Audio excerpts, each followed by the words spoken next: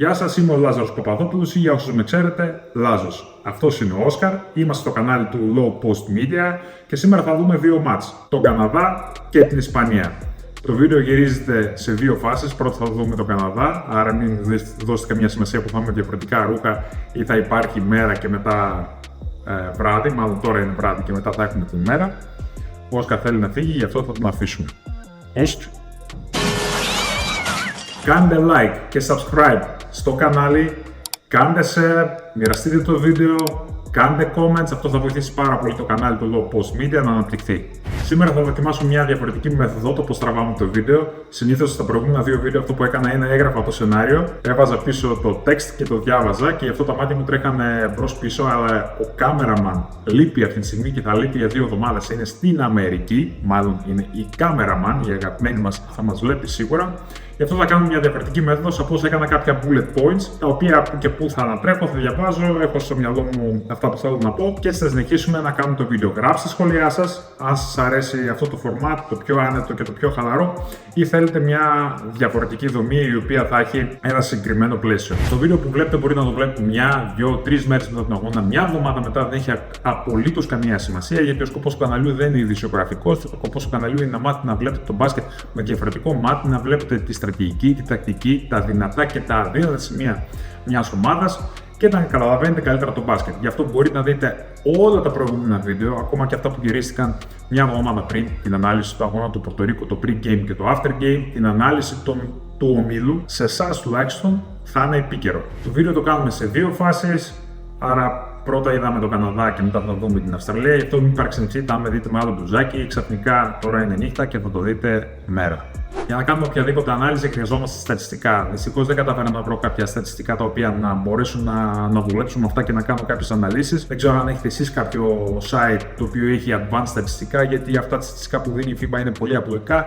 Είναι ένα απλό box score και για να φτιαχτεί αυτό το βίντεο, όπως και στις υπόλοιπες αναλύσεις, μας βοήθησε πάρα πολύ ο Γιάννης ο Μπούφας, ο οποίος πήρε τα στατιστικά του play by play, έκανε την ανάλυση, έδωσε κάποια advanced στατιστικά και μας τα έδωσε για να μπορέσουμε να κάνουμε καλύτερη προσέγγιση στο βίντεο. Επίσης μας βοήθησε ο Χρήστος ο Μαρμαρινός, ο οποίος είναι ο expert και θεωρείται από τους καλύτερους scouter. Τώρα αυτή τη στιγμή δουλεύει για τις ομάδες του NBA, κάνει scouter είτε παίκτες είτε ομάδες. Σύντομα θα το δείτε και αυτόν στο κανάλι του Low Post Media. Μην σας κουράσουμε άλλο, ας περάσουμε στην ανάλυση του Καναδά. Πριν κάνουμε όμως την ανάλυση, ας θυμηθούμε τι έχουμε πει στο προηγούμενο βίντεο. Στην επίθεση έχουμε πει ότι θα γίνουν γρήγορες επιθέσεις, early stage επιθέσεις κυρίως, άρα 1-2 πάσες το πολύ. Γρήγορο παιχνίδι στην άμυνα ο Καναδάς δεν θα πιέσει όλο το γήπεδο, θα περιμένει την εθνική μας ομάδα να κατέβει στη γραμμή των 3 πόντων και από εκεί θα αρχίσει την πίεση. Τι είναι αυτό που είπαμε να προσέξουμε σε αυτό το παιχνίδι, είναι στο ρυθμό και στο γρήγορο παιχνίδι. Για να είμαστε σίγουροι ότι έχουμε πει αυτά τα πράγματα, πηγαίνετε στο προηγούμενο βίντεο, ανατρέξτε το, κάντε μια παύση και επαναέρθετε σε αυτό ακριβώς το σημείο.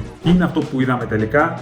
8 στις 10 επιθέσεις ο Καναδάς τις έκανε early stage. 1-2 πάσες και σου. Πολύ γρήγορες επιθέσεις. Αν ήμουν εγώ πραγματικά μέσα, τους περιφερειακούς θα τους έσπαγα στο ξύλο. Γι' αυτό και δεν μπορούσα να το κάνω και πήρα την πύρα και έσπασα τη τηλεόραση, όπως το είπα στο προηγούμενο βίντεο. Άμυνα.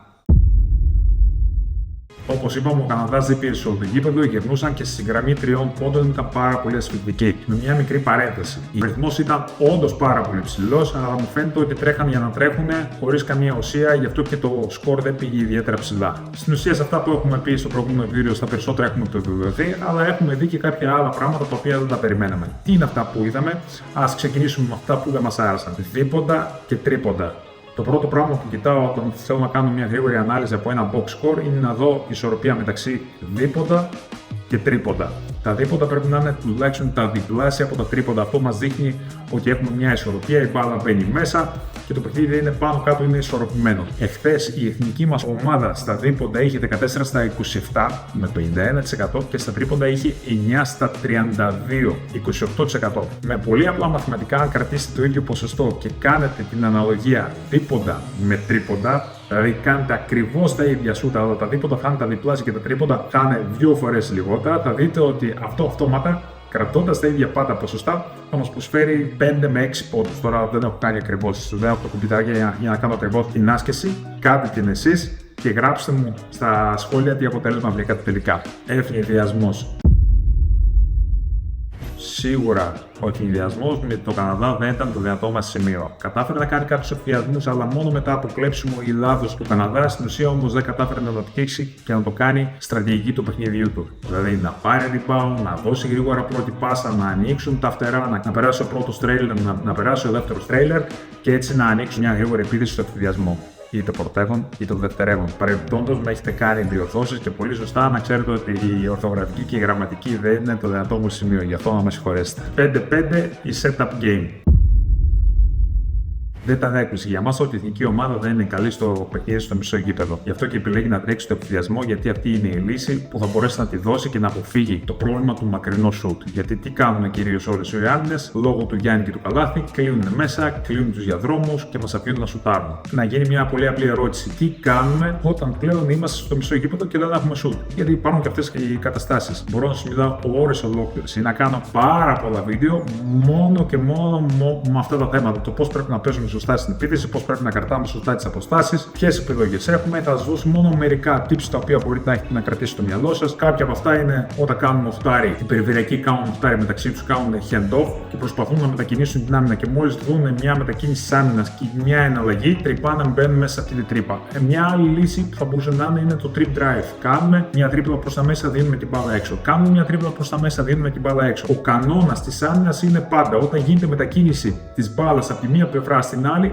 όλη η άμυνα πρέπει να είναι δεμένη σαν ένα κομμάτι και να μετακινείται δεξιά και αριστερά. Όταν λοιπόν η μπάλα μετακινείται πολλές φορές, κάποιος μπορεί να πάει λίγο πιο πριν, κάποιος μπορεί να πάει πιο αργά. Εκεί λοιπόν δημιουργείται ένα κενό και μέσα σε αυτό το κενό μπορούμε να τρυπήσουμε. Ακόμα δηλαδή και να μην έχουμε σουτέρ, μόνο που θα μετακινήσουμε την μπάλα, θα μπορέσουμε να βρούμε κάποιο κενό κάποια στιγμή και να τρυπήσουμε αυτό και να τρυπήσουμε την άμυνα. Αυτό όμως χρειάζεται υπομονή, χρειάζεται καλό διάβασμα, αλλά πάνω απ' όλα χρειάζονται καλές αποστάσεις. Αυτό που θα παρατηρήσουμε εμείς με την εθνική μας ομάδα, ότι δεν είχαν καλές αποστάσεις. Δηλαδή υπήρχαν περιπτώσεις όπου δύο παίχτες είναι σε ένα τετραγωνικό, προσπαθεί να γίνει πάσα και ένας αμυντικός μπορεί να μαρκάρει και τους δύο ταυτόχρονα. Ή δημιουργείται ένα κενό στην επίθεση, δηλαδή πάνε 3-4 παίκτες σε μια πλευρά, δημιουργείται ένα κενό και αυτό το κενό δεν αναπληρώνεται. Αυτά είναι βασικά λάθη, είναι λάθη τα οποία τα κάνουν το παιδικό στο εφηβικό, αλλά μην παρεξενευτείτε άμα δείτε τα ίδια λάθη σε επίπεδο Ευρωλίγκας, NBA ή ακόμα σε επίπεδο εθνικών ομάδων. Είναι πάρα πολύ εύκολο να καθόμαστε στο καναπέ και να κάνουμε την κριτική μας. Δοκιμάστε όμως να μπείτε μες στο γήπεδο και να κάνετε έστω και τα μισά από αυτά που έχουμε πει. Είναι πολύ δύσκολο, όσο απλό και αν σας φαίνεται. Άλλο να κάνουμε εμείς την ανάλυση, να βλέπουμε replay, να έχουμε τη δυνατότητα επεξεργασίας και άλλο να τα κάνεις αυτά σε κλάσμα δευτερολέπτο και χωρίς να έχεις τη δυνατότητα να τα επαναλάβεις από την αρχή. Πάμε να περάσουμε λίγο και στα θετικά. Γιατί δεν είναι μόνο αρνητικά, υπάρχουν και θετικά. Βέβαια, τα θετικά δεν ήταν τόσο πολλά, ωστόσο σε αυτά μπορούμε να σταθούμε και να δώσουμε μια έμφαση. Μ' άρεσε πάρα πολύ όταν προσπάθησε η εθνική μας ομάδα να σταματήσει το Αλεξάνδρ και να το πιέσει σε όλο το γήπεδο. Μ' άρεσε πάρα πολύ η προσπάθεια στο να το κάνουν παγίδα και μάλιστα η παγίδα που προσπάθησαν να κάνουν είναι πριν γίνει το pick and roll, αλλά απλώς πήγαινε ένας δεύτερος παίκτης για να καταφέρει να φύγει η μπάλα από τα χέρια του. Βέβαια, στο τέλος της ημέρας αυτό δεν έπιασε πάρα πολύ γιατί ο Αλεξάνδρ έβαλε 28 πόντους. Πάντως αυτή εδώ η λεπτομέρεια εμένα σχετικά με ευχαρίστησε. Είναι πάρα πολύ δύσκολο στη σημερινή μέρα να προσπαθείς να κάνεις παγίδα κάπου εκτός φάσης. Συνήθως οι παγίδες που κάνουμε είναι είτε στο pick and roll είτε στο post, αλλά έχουν πολλά χρόνια να δούμε να προσπαθεί κάποιος να φεύγει δεύτερος παίκτης για να κάνει παγίδα. Αυτό το κάνουμε είτε στις ειδικές καταστάσεις είτε όταν τελειώνει ο χρόνος. Μ' άρεσε αυτή η μικρή λεπτομέρεια που έκανε η εθνική μας ομάδα. Dominate του Γιάννη. Σίγουρα δεν μπορεί να σε αφήσει αδιάφορο το dominate που έκανε ο Γιάννης κάτω από το καλάθια. Με δύο παίκτες, με τρεις παίκτες, απλώς γύρναγε, πήγαινε μπροστά, γύρναγε και κάρνανε την μπάλα. Ακόμα και όταν οι παίκτες καταλάβαιναν ότι ο Γιάννης δεν μπορεί να σουτάρει και τραβιόντουσαν 1 ή 2 μέτρα πίσω, ο Γιάννης κατάφερνε και ακόμα και σε αυτήν την απόσταση κατάφερνε να τους περνάει και να τους καρφώνει την μπάλα. Και η κίνηση που μου άρεσε πάρα πολύ είναι το finger roll που έκανε ο Γιάννης. Είναι από τις κινήσεις που έχουμε να δούμε πάρα πολλά χρόνια. Το βλέπαμε στα παλιά μπάσκετ, ακόμα όταν βλέπαμε ασπρόμαυρο το μπάσκετ εκεί που έκανε ο Will Chamberlain ή ο Bill Russell που γύρναγε κάτω από το καλάθι και κάνουν αυτό το finger roll. Είναι εντυπωσιακή κίνηση και μου άρεσε πάρα πολύ που ο Γιάννης στις σημερινές μέρες κατάφερε και την έκανε. 5-5 επιθέσεις. Τι, η Ελλάδα έκανε καλές 5 επιθέσεις. Ναι, έκανε, αλλά ήταν πολύ λίγες. Ήταν μετρημένες στο δάχτυλο του ενός χεριού. Παρ' όλα αυτά, αν αυτές τις επιθέσεις καταφέρουμε, τις κρατήσουμε και τις κάνουμε περισσότερο, δηλαδή τις κάνουμε 10-20 επιθέσεις. Αν καταφέρουμε να κάνουμε 20 καλές, όμορφες, ωραίες επιθέσεις, πιστέψτε μου ότι δεν θα έχουμε κανένα πρόβλημα με καμία ομάδα. Fast break. Ναι, κάναμε και κάποια ωραία fast break. Και μάλιστα αυτά τα fast break που κάναμε ήταν πάρα πολύ εντυπωσιακά. Ένα από τα fast break που θυμάμαι ήταν με 3 πάσες, 1, 2, 3 πάσες και κάψιμα. Δυστυχώς όμως δεν είχαμε διάρκεια και δεν ήταν το βασικό μας παιχνίδι. Και να τραβήξουμε δικά το γραμμή και να κάνουμε μια σούμα σε όλα αυτά που είπαμε, είδαμε ωραίο μπάσκετ. Ωραίο μπάσκετ είναι σχετικό.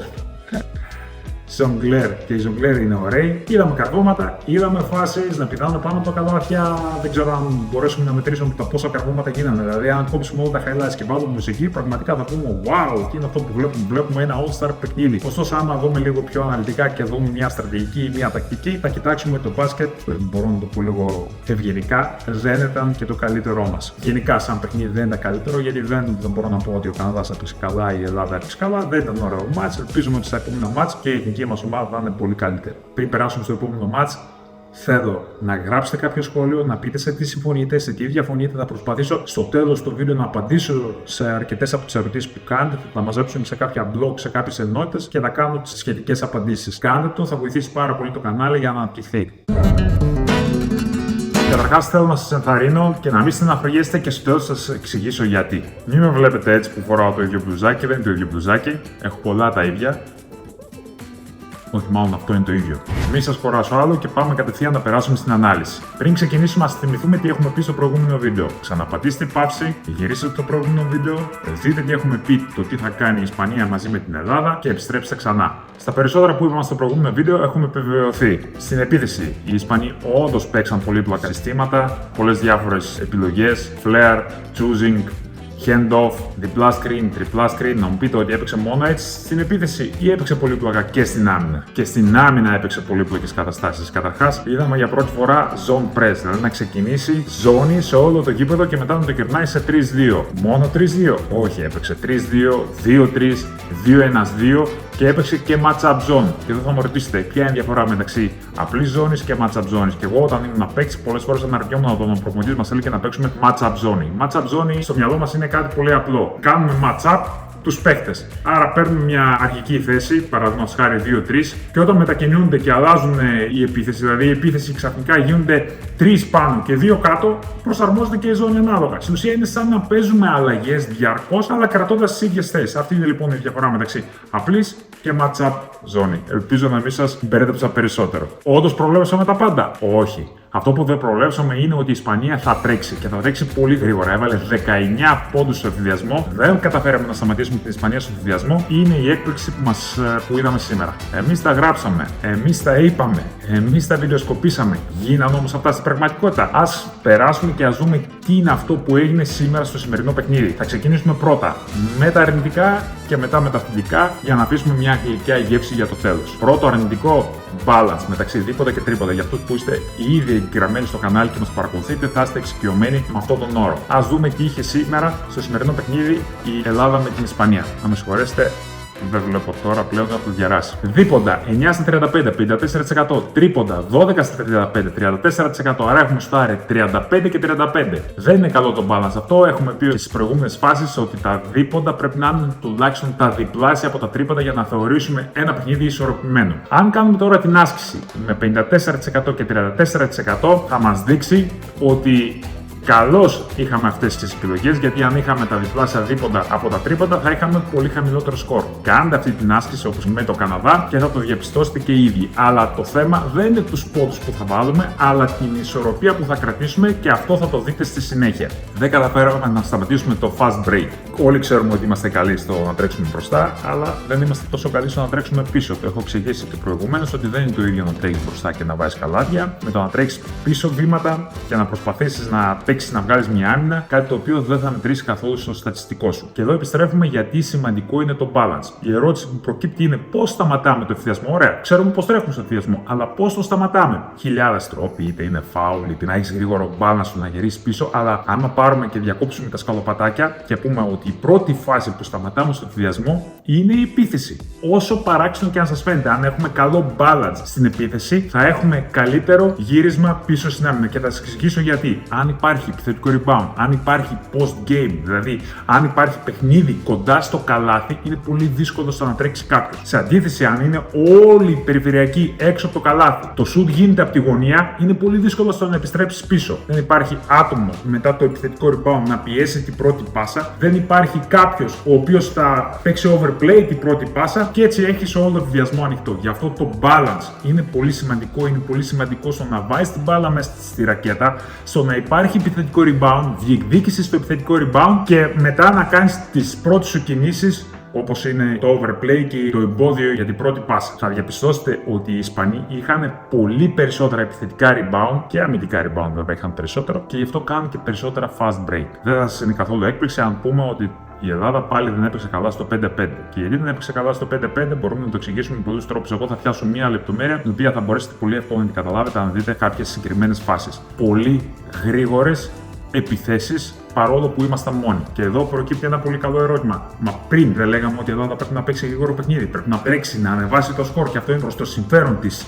Ναι, έτσι είναι, αλλά πρέπει να ξεχωρίσουμε το fast break, δηλαδή εκεί που κάνουμε τη γρήγορη επίθεση, με το setup game. Όταν στο setup game, στην πρώτη πάσα, είμαστε εντελώς μόνοι μας και λέμε: ωραία, μόνοι μας είμαστε, κάνουμε το shoot, δεν είναι πάντα η καλύτερη επιλογή. Γιατί και στη δεύτερη και στη τρίτη πάσα, από την ώρα που όλοι μπαίνουν μέσα, πάλι μόνος θα είσαι. Δηλαδή και στη τέταρτη και στη πέμπτη πάσα θα είσαι μόνος. Αλλά ποια είναι η διαφορά όταν σουτάρεις στην πρώτη πάσα και να έχεις ελεύθερο το shoot με το να σουτάρεις στην τελευταία παραδείγματος πάσα. Η διαφορά είναι ότι σε αυτές τις πάσες μπορεί και να δημιουργήσεις κάποιο κενό. Μόνο κάνοντας πάσεις δεξιά-αριστερά και μετακινώντας την άμυνα από μία πλευρά στην άλλη, μπορεί κατά κάποιο τρόπο να δημιουργηθεί ένα κενό. Ενώ στην πρώτη πάσα με το shoot έχεις χάσει αυτή την ευκαιρία. Και τώρα ας περάσουμε στα θετικά. Υπήρχαν θετικά. Ναι, βέβαια, υπήρχαν θετικά και ήταν αρκετά αυτά τα θετικά και είναι ενθαρρυντικά αυτά τα θετικά που είδαμε για το επόμενο μάτς που έρχεται με την Αυστραλία. Ο Γιάννης ήταν εξαιρετικός. Γιατί είναι όμως ένα εξαιρετικός? Επειδή απλώς κάρφουνε τις μπάλες πάνω από τα καλάθια? Όχι. Αυτό που μου άρεσε πάρα πολύ στο Γιάννη σήμερα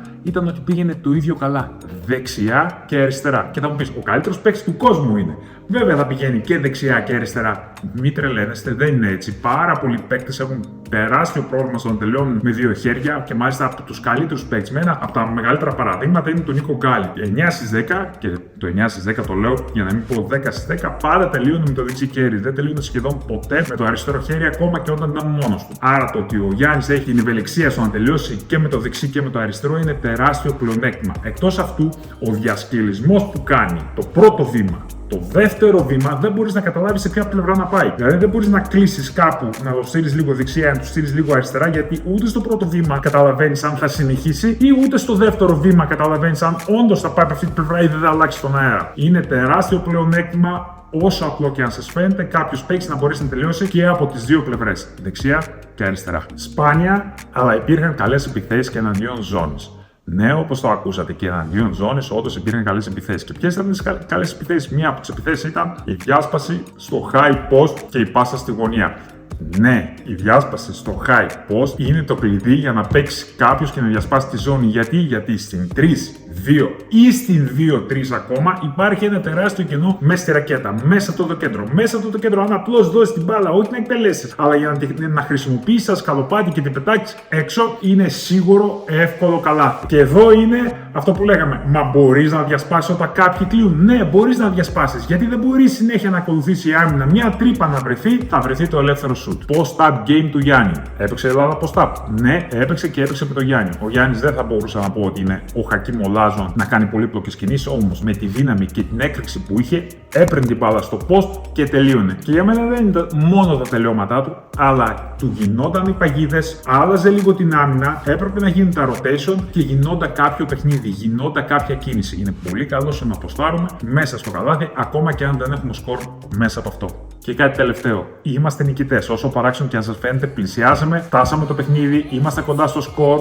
το διεκδικήσαμε. Στο τέλος κάναμε κάποιες ειδικές καταστάσεις. Η λεπτομέρεια ήταν που δεν καταφέραμε να πάρουμε την νίκη. Όλα είναι μπροστά μας. Λοιπόν, αυτά που κρατάμε στο τέλος της γραμμής είναι τα θετικά, τα οποία ήταν λίγα Αλλά υπήρχαν αυτά τα θετικά. Αυτά τα θετικά είναι να τα μεγαλώσουμε, να τα αυξήσουμε και να τα εφαρμόσουμε με την Αυστραλία. Πάμε λοιπόν να απολαύσουμε το επόμενο παιχνίδι που είναι με την Αυστραλία. Συντονισμένοι, ξέρω ότι σας έχω προδιάσει πάρα πολύ για αυτό το match.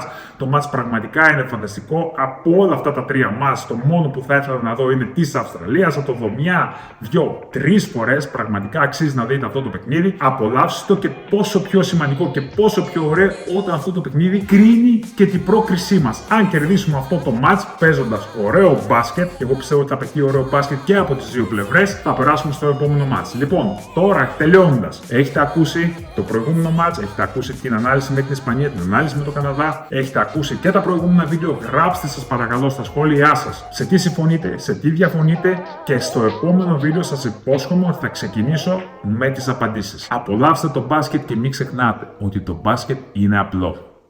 Γεια σας.